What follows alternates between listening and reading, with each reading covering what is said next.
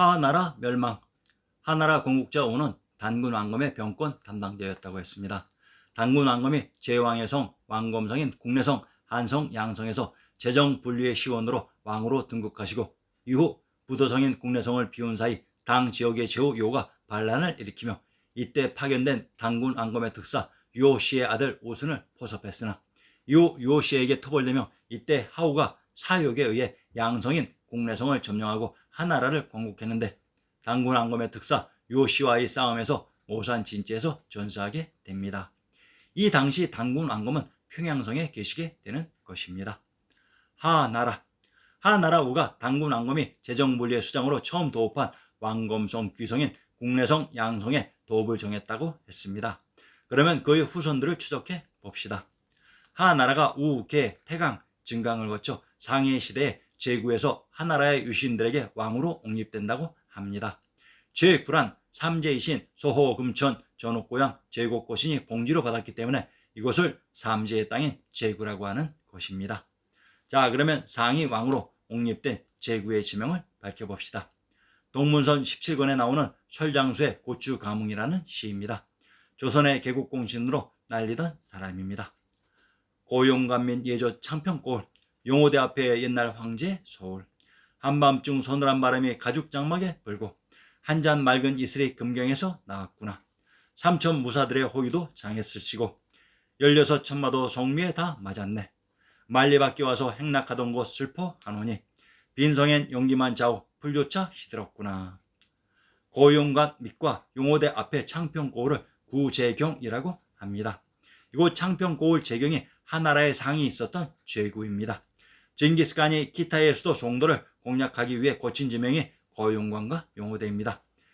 그러면 키타이 스키타이가 바로 고려라는 얘기로 고용관과 용호대 근처에 창평고을인 구제경이 있었습니다.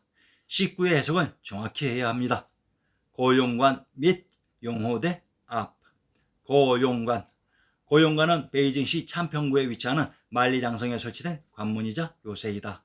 천하제일운관이라고도 불리며 난공불락의 9요새로 꼽혔다. 북경을 대표하는 관광지인 팔달령 장성이다. 기절초풍할 일입니다.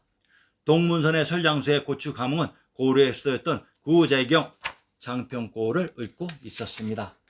그런데 위키백과에 고용관이 북경시 창평구에 있었다고 합니다. 그리고 고용관이 만리장성의 관문이라고 합니다.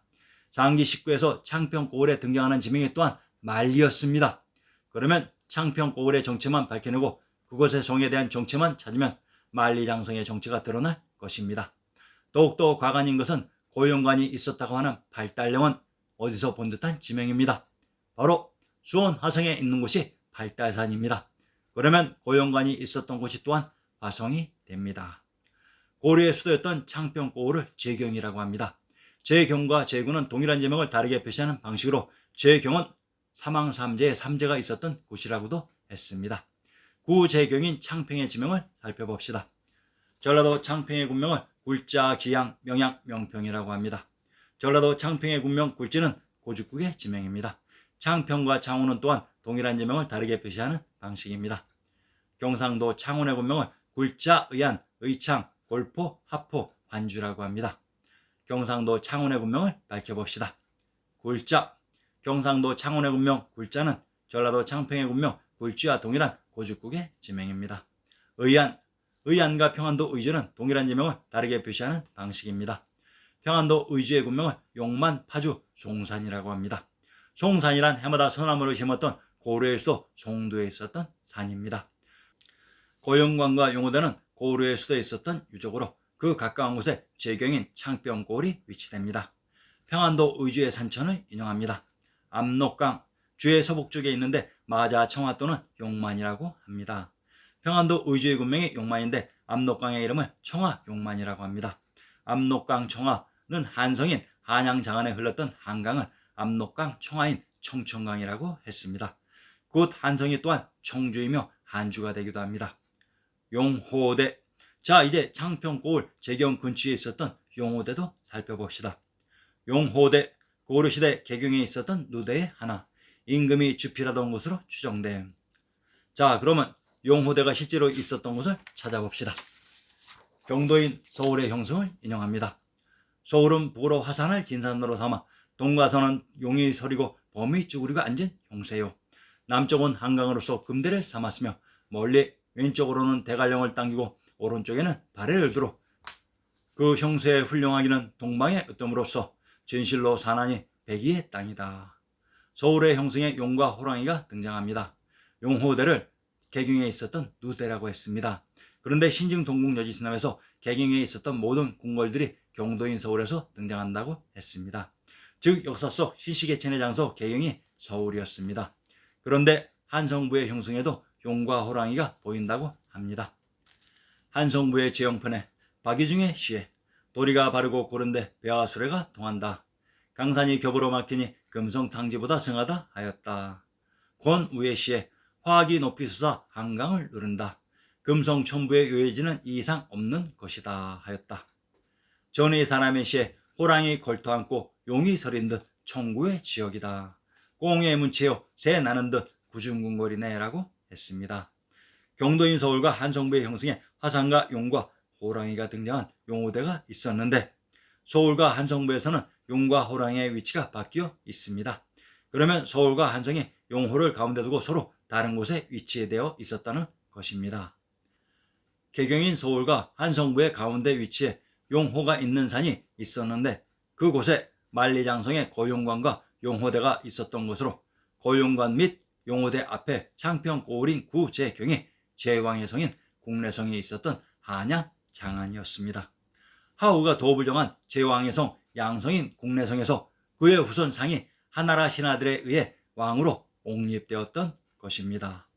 하나라의 고랑, 하나라는 이후 소광저, 괴, 망, 설, 불강, 경, 근, 공갑, 고, 발을 거쳐 하나라의 마지막 왕인 골에 도달하게 됩니다.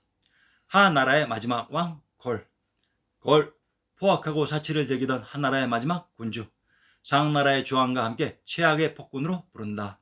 이윤의 간언을 무시하고 국정을 제멋대로 하다가 상나라의 시조인 탕왕에게 패하여 목숨을 잃는다.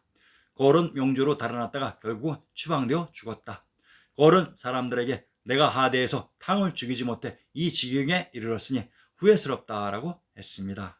탕이 천자 자리에 올라 하 왕조의 천나를 대신했다.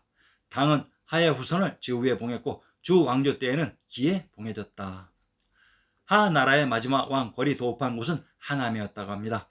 그러면 하나라의 마지막 왕이 있었던 하남과 탕왕의 공격으로 골이 도망간 명주의 지명과 주 왕조 때 하의 후손을 봉한 기 땅까지 세트로 밝혀드리겠습니다.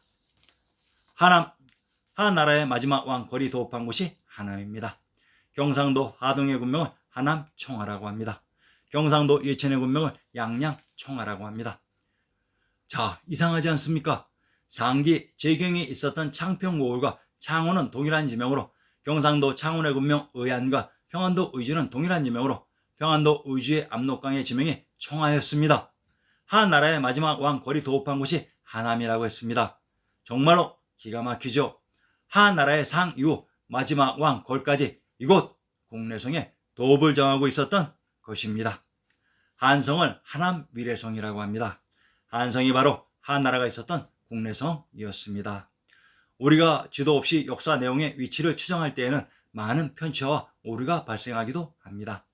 그런데 그 역사가 있었던 실제의 위치를 표시한 지도를 근거로 역사 내용을 해석하면 그 지도가 역사의 내용을 역으로 해석해 준다는 사실입니다.